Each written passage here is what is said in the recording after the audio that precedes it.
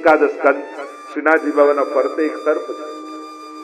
કહેવાય કે સમય થાય ને કાચડી ત્યાગે નહીં સર્પ તો એ આંધળો થઈ જાય.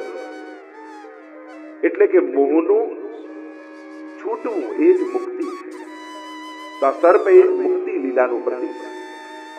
અને 12મો સ્કંદ એ શ્રીનાથજી બાબાનો ઊંચો ઉઠેલો હાથ, જેનાથી આશ્રયનું દાન પરમાત્મા કરે છે. કારણ કે નિરોધ થયા પછી પણ આશ્રય આવશ્યક છે. એટલે 12મો સ્કંદ એ આશ્રય લીલા. તો આ પણ એક ભાવ બતાવવામાં આવ્યો કે પ્રગટ ભાગવતજી જો ભારતના કોઈ ભગવત સ્વરૂપમાં પ્રગટ રૂપે દર્શન આપતા હોય તો એ કેવલ ને કેવલ શ્રીનાથજી બાબાના સ્વરૂપમાં આપે. એટલે એક વાર શ્રીનાથજીની કોઈ ઝાંખી કરે તો એને આખી ભાગવત કથાનું ફળ પ્રાપ્ત થાય. પ્રગટ ભાગવતજી મૂર્તિવંત સ્વરૂપે દર્શન આપે. આગળ અનેક પ્રકારના ભાવ બતાવ્યા. પીઠિકાની આદિની ચર્ચા કરવામાં આવી. ભાવ ભાવનામાં હરિરાય મહાપ્રભુજી, અન્ય આચાર્યો, ભગવદીઓએ પણ સ્વરૂપની ચર્ચા કરી છે. દેખ્યો રી મેં શ્યામ સ્વરૂપ. તો શ્રીનાથજી બાબાના સ્વરૂપની જો ચર્ચા કરો તો કે ચોરસ પીઠિકા છે. તો ભાવાત્મક ભાવ એ બતાવ્યો કે આ ચારેય યુગની લીલા નિકુંજો છે. જે ચારેય ગુણાઓ છે એ બીજું કાંઈ નહીં, ચારેય યુગની લીલા નિકુંજો. અંદર રહેલા અનેક ચિહ્નોના ભાવ બતાવ્યા. જેમ મસ્તક ઉપર સુખ છે એ લીલા સુખ છે. આ લીલા સુખ સ્વામીજીનું સુખ છે. જેમ કીર્તન સાહિત્યમાં આવે છે, આપણે ત્યાં પદ સુવા પઢાવત સારંગને.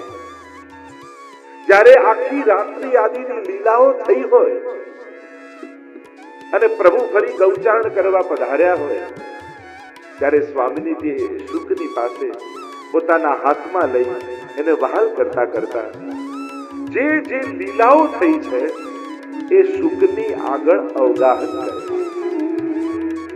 આ લીલા શુક આ કીરની આગળ ગાન કરે છે. અને એટલે જ આપણે ત્યાં જે કીર્તન ગાય એને કીર્તનિયા કહેવાય. એ જ સુખદેવજીના વંશજો કહેવાય. એ કીરની આગળ ગાય અને પછી એ કંદરામાં બેઠું બેઠું સુખ અહર્નિશ એ ભગવત લીલાને ગાતું રહે. આ લીલા સુખ. ચિહ્નોના અનેક ભાવ બતાવ્યા. કહ્યું કે જમણી બાજુ એક મુનિ, ડાબી બાજુ બે મુનિઓ. આ ધર્મ, અર્થ, કામ અને મોક્ષના પ્રતીક છે. ધર્મ, અર્થ અને કામના પ્રતીક છે. આ ત્રણ મુનિઓ જે છે કે સ્વયં શ્રીનાથજી બાબા ના દર્શન જ્યારે તમે કરો અને આ ત્રણેય મુનિઓના દર્શન કરો, જેમ સુખના દર્શન કરો તો ભગવત લીલા સ્ફુરે હૃદય. હરી તેરી લીલા કી સુધી આવે. આ લીલા સુખ છે. દિવસ એકાર્ધની ઉત્તરા કુંવર પ્રતિ. જેમ ગોપાલદાસે પણ કહ્યું ને, ભાગવતજીમાં તો સુખદેવજીએ એકાદ દિવસની લીલા જ ગાઈ છે. આવી તો અનંત લીલાઓ છે. नित्य लीला नित्य नवतम श्रुति न पामे पार. ऐसी तो अनेक लीलाएं हैं जो लीला सुख अहर्निश गाते. तीन मुनि जो बताए गए उनका भाव बताया धर्म, अर्थ और काम के प्रतीक रूप है. पर ये लौकिक धर्म, अर्थ, काम नहीं, ये तो वैष्णव के धर्म, अर्थ, काम है. महाप्रभु जी जैसे बताते हैं, पुष्टि मार्गे हरिर्दास्यम धर्मः अर्थो हरिरेव ही कामो हरिर्दिदृक्षैव मोक्ष कृष्णस्य चेतुः. મોક્ષ કેમ ના આખ્યો આવ્યો? કારણ કે મુક્તિ તો જ્યારે શ્રીનાથજી બાબાના મુખારવિંદ વૈષ્ણવ જુએ ને ત્યારે સૌથી પહેલા મુક્તિને પકડે અને ઠાકોરજીને નોછાવર કરીને ફેંકી દે કે જેને જોઈતી હોય લઈ જાય.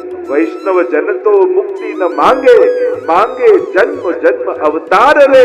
નિત્ય ઉત્સવ નિત્ય લીલા નિત્ય ઉત્સવ શુદ્ધિ ન પામે. કહ્યું ને, નિરખવા નંદલાલ. એ તો રોજ સેવા ને રોજ ઉત્સવ જોઈએ છે. તો મુક્તિ એટલે જ ન બતાવી, ત્રણ મુનિઓ બતાવ્યા. સૌથી પહેલા ધર્મ. ભગવત સેવા એ જ આપણો પરમ ધર્મ છે. અને એટલા માટે દૈવી જીવો જ્યારે આ મુનિઓને જુએ છે ત્યારે આ ત્રણેય પુરુષાર્થો વૈષ્ણવની અંદર જાગૃત થઈ જાય. આ બધા ઉદ્દીપક રૂપ છે. દર્શન માત્રથી ભાવો ઉદ્દીપિત થાય છે, પ્રગટ થાય. ધર્મ એટલે ભગવત સેવા. સર્વદા સર્વભાવે ભજનીયો વ્રજાધિપન સ્વસ્યાયમેવ ધર્મો हि नान्य क्वापि कदाचन. महाप्रभु जी की स्पष्ट आज्ञा है, भगवत सेवा के अलावा वैष्णव का और कोई धर्म नहीं. प्रधान जो धर्म बताया गया સર્વદા સર્વભાવે. અને આ કરવું પડે યા કરવું જોઈએ એમ નથી. વૈષ્ણવ જે હોય એ સેવા કર્યા વગર રહી જ ન શકે. આ એનું જીવન, આ એના પ્રાણની માંગ છે. અર્થ પુરુષાર્થ અર્થો હરિદેવહી. અર્થરૂપ સ્વયં પ્રભુ. જ્યારે આ મુનિના દર્શન કરે ત્યારે એને થાય, મનમાં તો કેટલા વિચાર કરીને આયા હોય, શ્રીનાથજીના દર્શન કરવા જઈશું તો આ માંગીશું, આ ઈચ્છા કરીશું, આવી યાચના કરીશું. પણ જ્યાં શ્રીનાથજીની કદરામાં રહેલા અર્થરૂપ મુનિના દર્શન થાય ત્યારે એમ થાય, અરે શ્રીજીના દર્શન થઈ ગયા, હવે શું માંગવાનું? अरे प्रभु मड़ी गया और अब क्या चाहिए? हमारे वृत्रासुर भी कहते हैं भगवान तो कल्प वृक्ष है, उनके पास सन्मुख हुए तो मंगल रूप निधान सांवरो मंगल रूप, वो तो मंगल के निधि है. उनकी दृष्टि पड़ते ही सभी दुर्भाग्य टल जाएंगे, सभी मनोकामनाएं पूरी हो जाएंगी. पर भगवान पासे संसार मांगो એ મૂર્ખતા છે. ભગવાન મળ્યા જે પોતાને આપવા તૈયાર છે એની પાસે સંસાર માંગ. અરે એની ઝાંખી થઈ એમાં જ તમારું સૌભાગ્ય ખીલી જાય. માંગવાની કઈ જરૂર જ નહીં. અર્થો હરિદેવહી कामो हरिद्वृक्षै. काम पुरुषार्थ क्या कहा कि भगवान को देखने की इच्छा यही काम है, प्रभु को पाने की इच्छा यही वैष्णव का काम है. એટલે બીજી કોઈ કામના રાખવા કરતા ભગવાન મળે એવી કામના સાથે ભગવાન પાસે જાય. તો तीन मुनिया धर्म अर्थ काम है. નરસિંહજીનું રૂપ જે બતાવ્યું, કહ્યું કે આ નિકુંજના રક્ષક છે. એટલે કે નિકુંજના દ્વારની બહાર નરસિંહજી ઉભા રહે, સિંહનું રૂપ લઈ. જ્યારે કોઈ અધિકારી કે ભગવતી આવે તો આ નરસિંહજી ભગવતી રૂપે દેખાય. પણ કોઈ આસુરી યા અનધિકારી જીવ આવે તો એને સિંહ રૂપે દેખાય, એટલે દ્વારથી જ પાછો ભાગી જાય. એટલે કે પ્રભુની નિકુંજમાં પ્રભુ નિર્ભય વિહાર કરી શકે એના માટેની આ સેવા નરસિંહજી કરે. જે શ્રીનાથજીની કદરામાં નરસિંહજીનું સ્વરૂપ છે અને એટલા માટે શ્રીનાથજી બાવા પણ વાઘનખ ધારણ કરે છે. વૈયાગ્ર ભૂષણ જે શિક્ષાપત્રમાં કહ્યું.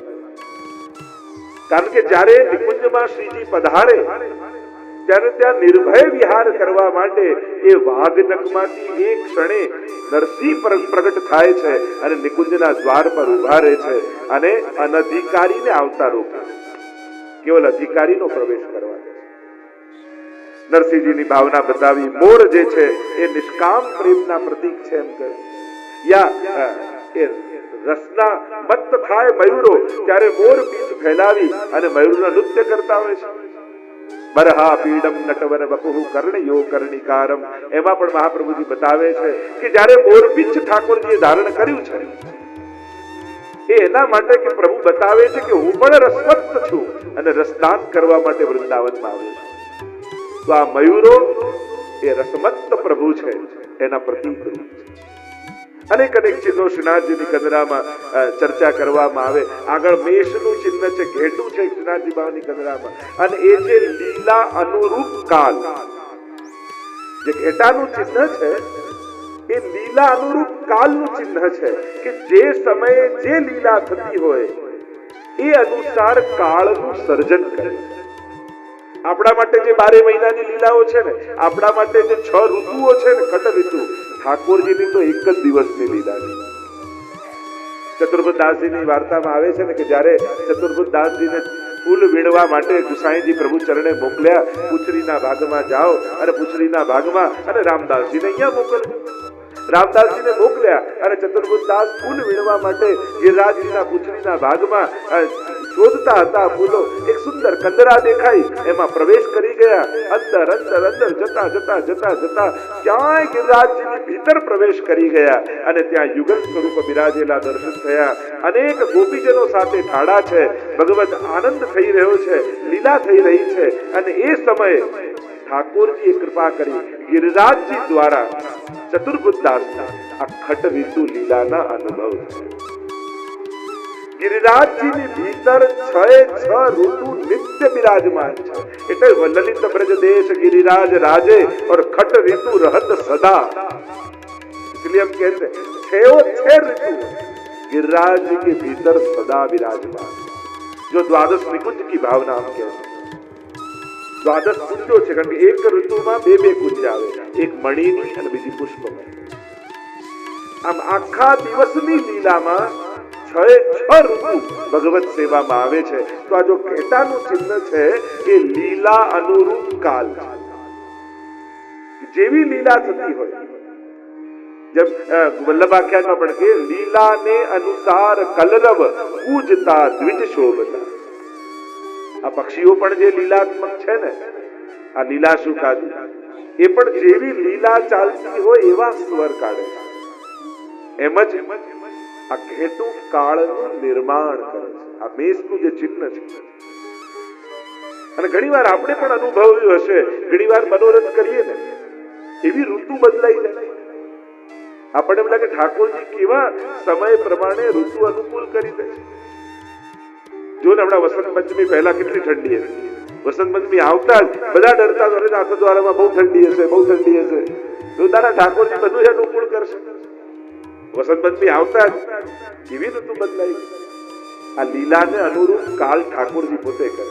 ઘણી વાર આપણે, મેં તો ઘણી વાર જોયું છે, ઘણી વાર આપણે મનોરથ કર્યો હોય, આપણને એમ લાગે કે અરે આ મનોરથને અનુરૂપ સમય નથી, પણ એ દિવસે ઠાકોરજીની કૃપાથી વાતાવરણ બદલાઈ જાય અને આખું એ અનુરૂપ કાલ થઈ જાય. ત્યારે માનવું કે ઠાકોરજી પ્રગટ સ્વરૂપે આપણી સેવા સ્વીકાર કરે, એ કાળને ફેરવી દે. તો આ મેષનું ચિહ્ન એ અનુકૂળ કાળ છે. શેષનાગ જે છે એ સંકર્ષણ સૈયા રૂપ છે. જેમ ભગવાન શેષનાગ ને એના ઉપર ફોડે છે સૈયા ઉપર, તો આ શેષનાગ જે છે એ પ્રભુની સૈયાજી છે. અતિ કોમલ છે. બે ગાય જે છે એ પૃથ્વી અને ગર્ભનું સ્વરૂપ છે. એમ આખું જે સ્વરૂપાત્મક ચિહ્ન છે એ એમ કહેવાય છે કે દક્ષિણાત્મા શંખનું ચિહ્ન એ મંગલનું સૂચક છે. કે જે શંખનું ચિહ્ન બિરાજે છે એ મંગલનું સૂચક છે. શ્રીનાથજી બાબાના દર્શન સર્વને મંગલ આપનારા, મંગલનું દાન કરનારા. અને એટલા માટે ભગવદીઓ આપણા ગાન કરતા કહે, દેખ્યો રી મેં શ્યામ સ્વરૂપ. શ્યામમાં બે પ્રકાર હોય. આપણે શ્યામ સ્વરૂપ જ્યારે કહીએ, આપણે ત્યાં સ્વરૂપોમાં બે પ્રકાર શ્યામના કયા, એક મેઘ શ્યામ અને બીજું રક્ત શ્યામ. એક વાદળી જેવું, વાદળ જેવું, ઘનઘોર વાદળ જેવું વરસવા વાળા હોય તો થોડું વાદળી જેવું, બ્લુઇશ ઘેરું વાદળી, અને એના જેવું મેઘ શ્યામ, અને બીજું છે રક્ત શ્યામ. એટલે ત્યાં જે પક્ષીઓનું વર્ણન આવ્યું ને કહ્યું કે આ પક્ષીઓ નથી, આ તો મુનિઓ છે. શ્રીનાથજીની કંદરાના અનેક ભાવો અનેક આચાર્યો દ્વારા બતાવવામાં આવ્યા. તો એનું પણ એક પ્રકાર છે ગાયોનો. તો ગાયોનું કહ્યું આચાર્યો કે આ પ્રગટ ગોકુલનું સ્વરૂપ છે. ગોકુલના પ્રતિકાત્મક ગાયો છે. ઠાકોરજી ગોકુલમાં પધારીને જે લીલાઓ કરી એનું સાંકેતિક અહીંયા ચિહ્ન છે. એવા અનેક વર્ણન, કારણ કે વેણુ ગીતમાં ગાયોનું પણ વર્ણન આવ્યું. ગાવશ્ચ કૃષ્ણમુખ નિર્ગત વેણુ ગીત પિયુષ મુત્ત ભીત કર્ણ પુટઈ પિબંત્ય. ઠાકોરજી જ્યારે વેણુનાદ કરે ત્યારે આ ગાયો પોતાના કાન ઊંચા કરી કરી દોના બનાવી અને પ્રભુની સુધાના પાન કરે. એના નાના નાના વાછરડાઓ દૂધ પાન કરતા કરતા એવા મુક્ત બની ગયા છે કે દૂધ પીધું તો છે પણ ન ઉગળી શકે છે, ન નીકળી શકે, મુખમાં જ અટકી ગયું છે, પીવાનું ભૂલી ગયા. અહીંયા ગિરિરાજજી છે અને શ્રીજીના ઉપરના ભાગમાં યમુનાજી અને ગિરિરાજજી બંનેનો ભાવ. એની પણ ભાવના બતાવી કે કંદરામાં બંને બિરાજમાન.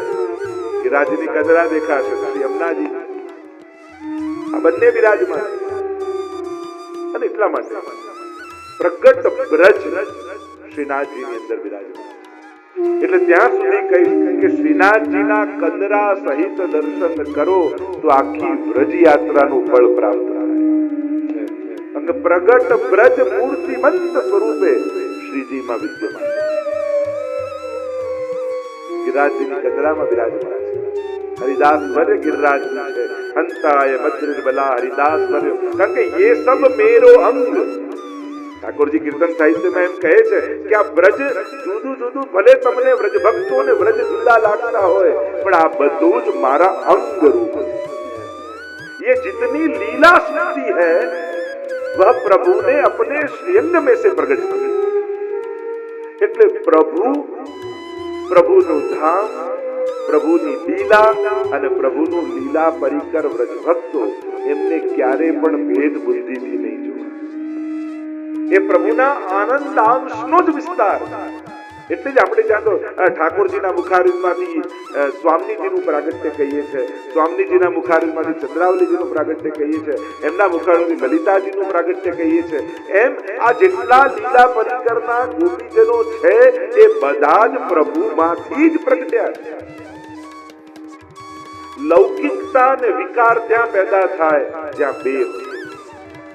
અને અહીંયા તો એકોહમ બહુશ્યામ પ્રજા. અહીંયા જુદા જુદા દેખાતા હોવા છતાં તત્વતઃ બધા એક જ છે, બધા જ લીલાત્મક.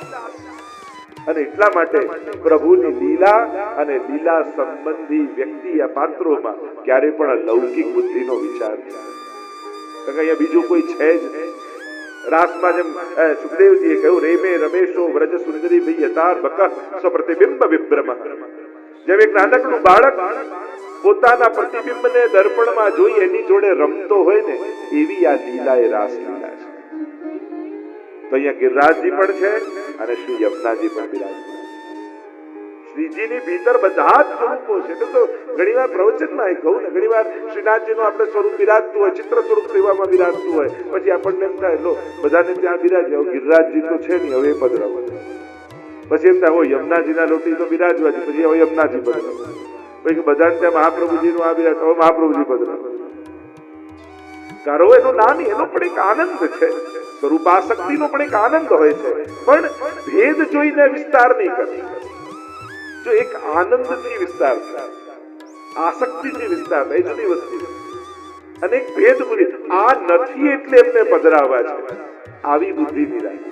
કારણ કે શ્રીનાથજીની અંદર આ બધા સ્વરૂપો બિરાજે છે. તમે શ્રીજીના મુખને જુઓ તો તમને વલ્લભના દર્શન થશે. તમે એમની કંદરાને જુઓ તો એમાં ગિરિરાજજી નથી બિરાજતા. આ બધા પ્રગટ જ છે. અને એટલા માટે ભેદ બુદ્ધિ રાખીને જુદી જુદી સેવા કરવાનો પ્રયાસ નહીં કરવા. એ આસક્તિ અને આનંદથી થઈ શકે વિસ્તાર. તો શ્રીનાથજીના સ્વરૂપની અનેકવિધ ભાવનાઓ, જે પ્રસિદ્ધ ભાવના છે, અને એ ભાવના જે એમના નામથી ઓળખીએ છે, બોલો ગોવર્ધનનાથ કી જય. સારસ્વત કલ્પમાં 10મ સ્કંદમાં જે ભાગવતજીમાં કથા છે, આ અમારા શ્રીનાથજી એ કઈ લીલાનું સ્વરૂપ છે? તો કે શ્રી ગોવર્ધનનાથ, ગોવર્ધન કરનારા, ઇન્દ્રના માનનું ભંગ કરનારા. એટલે 3 સ્વરૂપ શ્રીનાથજી આપણે માનવામાં આવે: દેવ દમન, ઇન્દ્ર દમન અને નાગ દમન. આ 3 સ્વરૂપ સાથે પ્રગટ થયા એમ કહેવામાં આવે. શ્રીનાથજીનું એક નામ છે દેવ દમન શ્રીનાથ. અને આ નામ કોઈ પુષ્ટિ માર્ગી કે આપણે જ આપ્યું એમ નથી. આ ગર્ગ સંહિતામાં નામ આપ્યું, ગર્ગજી. કે આ રીતે દેવ દમન રૂપે શ્રીનાથજીનું સ્વરૂપ ગિરિરાજજીમાંથી પ્રગટ થશે. આટલા હજારો વર્ષ પહેલા ગર્ગજી કહી ગયા. પ્રગટ્યા તો હમણાં 550-600 વર્ષ પૂર્વ, પણ હજારો વર્ષ પહેલા ગર્ગજીએ ગર્ગ સંહિતામાં નામ સાથે, સ્થાન સાથે, સમય સાથે ઉલ્લેખ કરે. અને એટલા માટે શ્રીનાથજીનું એક નામ છે દેવ દમન. જેમ 10મ સ્કંદની કથાનું તમે અવલોકન કરો તો શ્રીનાથજી બાબાએ શ્રી કૃષ્ણએ અનેક દેવોનું દમન કર્યું. કારણ દેવતાઓને જયારે દેવતા પદ મળ્યું, શક્તિ મળી, સામર્થ્ય મળ્યું, પદ મળ્યું, તો પોતાને ઈશ્વર માનવા લાગ્યા. એમને એમ થયું કે અમારે કારણે દુનિયા ચાલે છે, અમારે કારણે સૃષ્ટિ ચાલે છે, અને એટલા માટે ત્યારે ઠાકોરજીએ આ બધા દેવોનું દમન કર્યું. તમે દશમ સ્કંદમાં કથા સાંભળશો તો આવશે કે પ્રભુએ વરુણ દેવનું દમન કર્યું, ઇન્દ્રનો માન ભંગ કર્યો, બ્રહ્માજીનું દમન કર્યું, અનેક અનેક દેવોના દમન કર્યા. એવી કથા સુપ્રસિદ્ધ છે. અને એટલા માટે શ્રીનાથજીનું નામ છે દેવ દમન અને ઇન્દ્ર દમન ને નાગ દમન. આ 3 સ્વરૂપે પ્રગટ થયા. તો આ એક ભાવના સ્વરૂપની, જે ગોવર્ધન નાથજીના સ્વરૂપની ભાવના પ્રસિદ્ધ કથા છે. પ્રતિવર્ષ વ્રજવાસી ઇન્દ્રનો યજ્ઞ કરતા.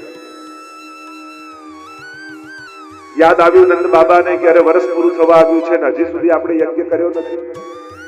બધા જ વ્રજવાસીઓને ભેગા કર્યા. નંદાલયના ચોકમાં જયારે વ્રજવાસીઓ ભેગા થયા ને ત્યારે નંદ બાબાએ કહ્યું કે વ્રજવાસીઓ, પ્રતિ વર્ષ આપણે ઇન્દ્રનો યજ્ઞ કરીએ છીએ. ઇન્દ્ર વર્ષાના દેવ છે, એને પ્રસન્ન કરવા માટે આ યજ્ઞ કરીએ છીએ, અને વર્ષ પૂરું થવા આવ્યું હજી સુધી આપણે યજ્ઞ કર્યો નથી. જાઓ બધા જ પોતાના ઘરે જઈને ઉત્તમમાં ઉત્તમ સામગ્રી સિદ્ધ કરો, કાલે જ આપણે ઇન્દ્ર યાગ કરીએ. અને જ્યારે આવી ઘોષણા નંદ બાબાથી થઈ, બધા જ વ્રજવાસીઓ પોતપોતાના ઘરે ગયા. એટલામાં પ્રભુ આવ્યા નિકટ નંદ બાબાને અને કહેવા લાગ્યા, બાબા ये इंद्र कौन है? इंद्र कौन? अरे लालच, तुम इंद्र को नहीं जानो? इंद्र तो वर्षा के देव है, हम गोपालक हैं. वर्षा करे इंद्र, घास उगे, हमारी गायें चरे, दूध दे और हमारो निर्वाह चले. हमारो चलाए वारो ये इंद्र है. तब ये कृपालु परमात्मा कर्मની વાત કરવા લાગ્યા. કર્મણા જાયતે જંતુ કર્મણૈવ વિલીયતે, સુખમ દુઃખમ ભયમ ક્ષેમમ કર્મણૈવ વિપદ્યતે. અરે પિતાજી, કર્મથી બધું થાય છે. આ ઇન્દ્ર કોઈ કરનારો નથી. જો પ્રગટ દેવ કોઈ હોય બ્રજમાં તો આ ગિરિરાજ બાબા. યજ્ઞ કરવો હોય તો ગોવર્ધન યાગ કરો, ઇન્દ્ર યાગ નહીં. અરે આ ગોવર્ધન યાગ કેમ કરો અમે તો જાણતા નથી.